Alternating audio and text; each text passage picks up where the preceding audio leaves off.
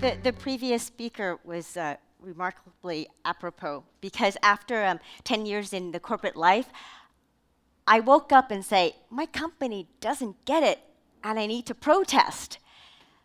I felt that the protest wasn't worded at anybody. The protest was and had to be directed at myself, because I didn't get it.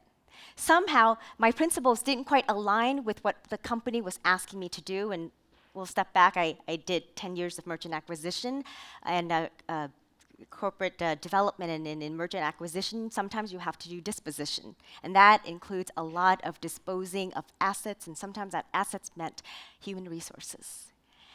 And at that time, it was just too draining. So I protested, and I left. My name is LanVy Nguyen. I am now a fashion designer and an accidental activist. I used to make beautiful products like these, very complex, but now I make very simple things, like this. I wanted a different value proposition, filled with beauty and inspiration. And that change of value proposition took me to Vietnam. And during one of these trips, I met a woman who actually really defined value. She was a bonded laborer. She was forced to work in a sewing factory to pay down a very huge debt of $262. At 30% rate compounding monthly, her measly $37 take home would have kept her in bondage for quite many years. And so emotionally and naively and probably stupidly, I bought a woman. I paid down her debt and bought a woman. That incident was very troubling for me. That incident had me question everything up to that point. What was I doing in Vietnam? And of course it wouldn't happen to my homeland. That happened in other countries, to other people, in China and India and Sri Lanka, where the supply chain was so complex they can't track it, not in my homeland. I had to find out.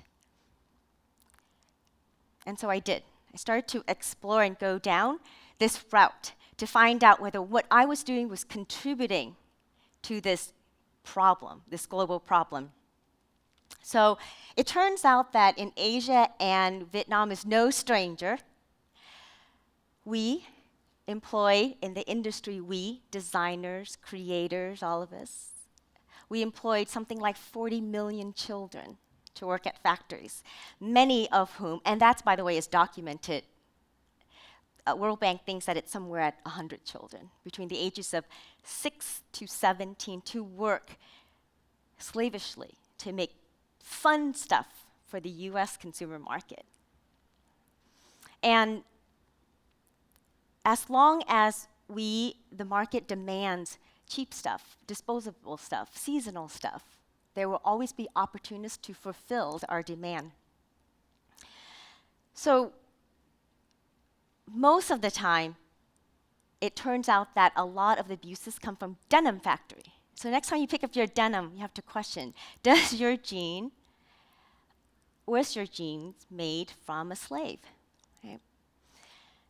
Like I said, over 100 million children work and are employed in these particular situations. And it's very, very hard to follow, even for veterans in the market, even for big corporations that said, look at our piles of agreements from factories that say they practice good conduct.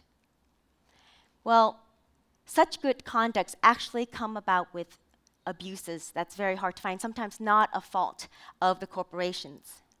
I remember working on a particular case following an anti-trafficking NGO in Vietnam. We came across a girl with a very interesting habit.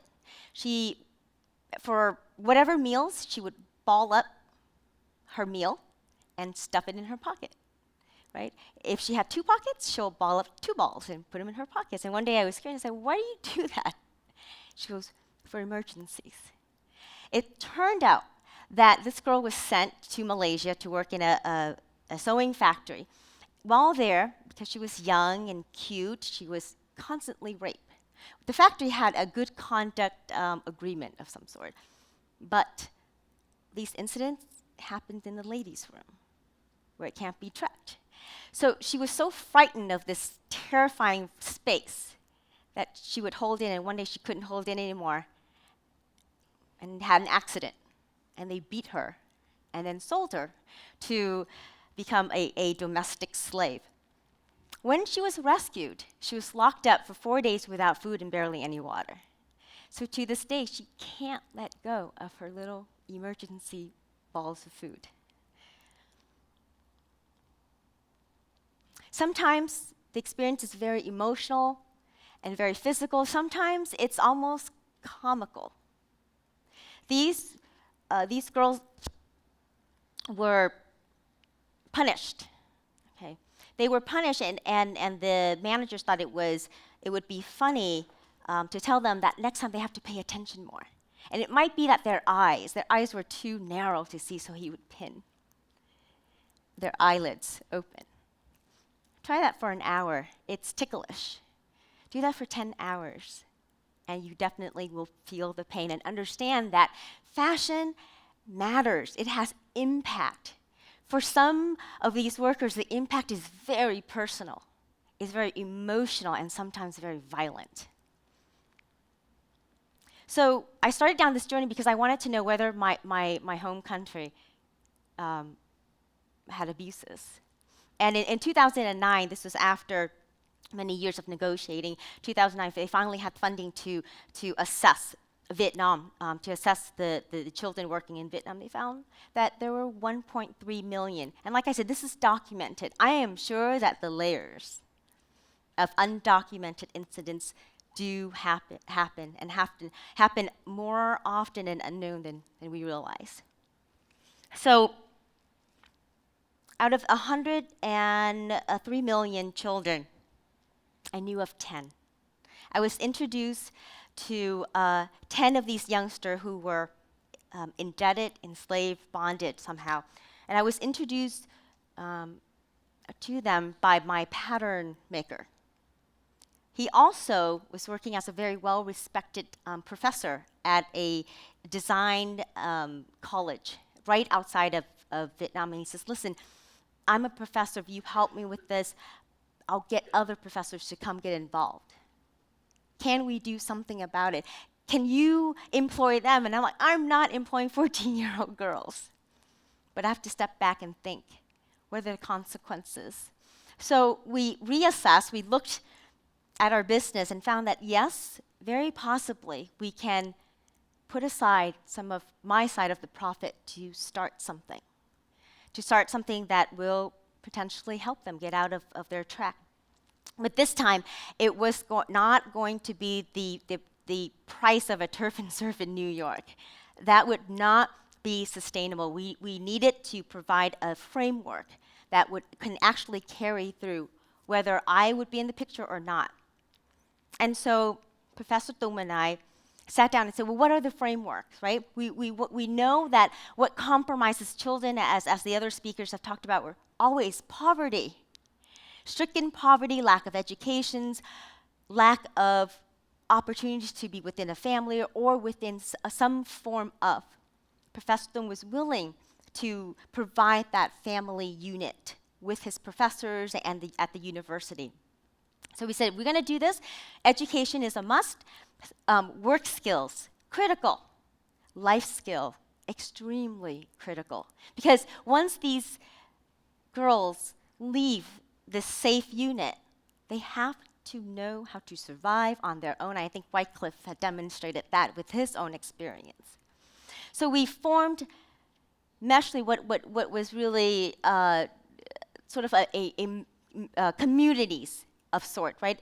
We called it, the precursor of it was really an MCI, Mending of Communities, one stitch at a time. We wanted to involve the NGOs, academics, students, wherever it is that we can find. And I was so happy that so many of the students here came to us and say, what can I do? I'm a psych major. You know what? Abuses affect everything, every part of us, and especially those parts that cannot be touched. Yes, we need the psych majors as well. Marketing majors, please see me after the presentation. I really need your help. But what we do is we separate that and we said, okay, in the city, we can use the university to help develop the skills. And we know that's really a fast track. But you know what? There are so many villages out there, and the villages are where you see the most abuse, because it is from the villages that they will recruit 80% every year, average age of 12 years old. From the villages to the city, from the city to Cambodia, from Cambodia to Thailand, from Thailand to Malaysia, China now. China, with its decreasing girl population, is buying from Vietnam. So this cycle happens, and we keep putting on Band-Aids. We have to get to those factors that compromises the kids.